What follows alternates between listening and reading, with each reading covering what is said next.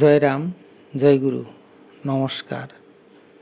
গল্প কথায় রাম ঠাকুর চ্যানেলে সব বন্ধুদের স্বাগতম। বন্ধুরা, আজ আমি শ্রী শ্রী ঠাকুর সম্পর্কে একটা ঘটনার কথা বলবো। প্রথম ঘটনাটি আমি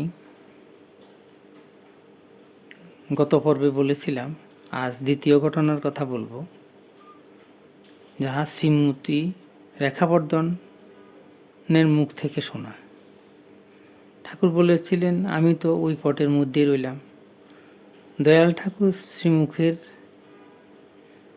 এই বাক্য রেখে গেছেন। শ্রী শ্রী ঠাকুর বলেছেন, আমার আর কৈবল্য প্রতিবিম্ব যত আছে অভিন্ন জানিয়া তাহার সেবা করুন, এই প্রার্থনা। প্রকৃতপক্ষে শ্রী শ্রী ঠাকুর এই স্থূল দেহটার চেয়ে ভগবানের স্মরণ নেওয়াকে অধিক গুরুত্ব দিতেন। শ্রী শ্রী ঠাকুরের সঙ্গ করেছেন এমন বেশ কয়েকজনের মুখে সেই একই কথা। তিনি অক্ষয়, তাই তিনি কৃপা করলে সকল সময় তাকে পাওয়া যায়। দ্বিতীয় ঘটনাটি হলো,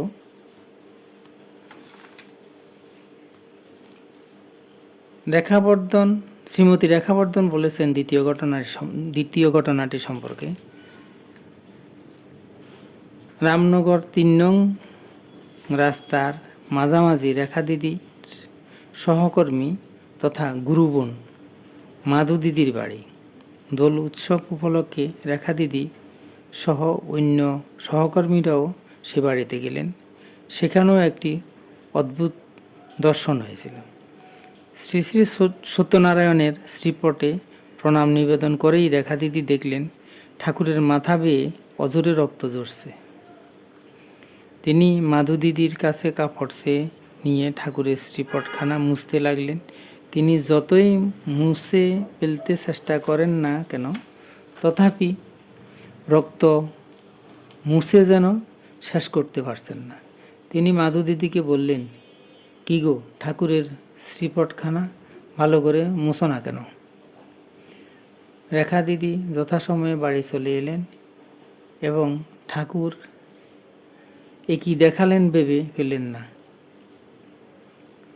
এর ৫-৬ দিন পর মাধু দিদির স্বামীর মাথা ফাটে।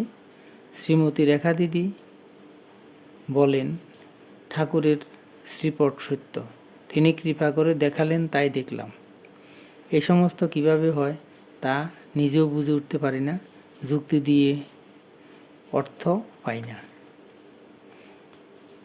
বন্ধুরা, দ্বিতীয় ঘটনাটির এখানে শেষ করলাম। এখন শ্রী শ্রী ঠাকুরের বেদবাণী থেকে দু একটি বাণী পাঠ করে আপনাদেরকে শোনাচ্ছি। ঠাকুর বলেছেন, সত্যং পরম ধীমহি। সংসারের শুভ অশুভ রূপে নানাবিধ উৎপাত উপস্থিত হইয়া জীবগণকে মোহিত করে। এই মোহ নিবারণের জন্য সততই অকর্তা হইয়া প্রতিনিয়ত সহ্য করিতে চেষ্টা করিবে। সংসারের ভালো মন্দ স্বস্বভাগ্য অনুসারে জুটিয়া থাকে, অতএব কাহারও কোনো দোষ নাই। কাহারও কোনো দোষ না দেখিয়া যথাসাধ্য শান্তিতে রাখার চেষ্টা করিতে হয়। শেষে ভাগ্যে যাহা আছে ফলিবে। ঠাকুর আবার বলেছেন, প্রারব্ধ গুঞ্জমানানি গীতা ধ্যান পরায়ণা। অতএব ভাগ্যে যখন যাহা ঘটিবে তাহা ভোগ ভিন্ন ক্ষয় হইতে পারে না। বন্ধুরা, আজ এই পর্যন্তই। আগামী দিন আবার শ্রী শ্রী ঠাকুর সম্পর্কে গল্প বাণী নিয়ে আপনাদের সাথে থাকব।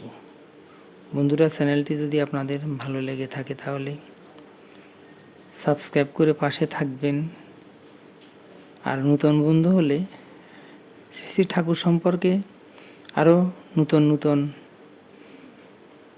গল্প জানতে চ্যানেলটি সাবস্ক্রাইব করে পাশে থাকবেন। বেশি বেশি করে লাইক, শেয়ার, কমেন্ট করবেন। ধন্যবাদ, ভালো থাকবেন। জয় গোবিন্দ, গুরু কৃপায় কেবলম।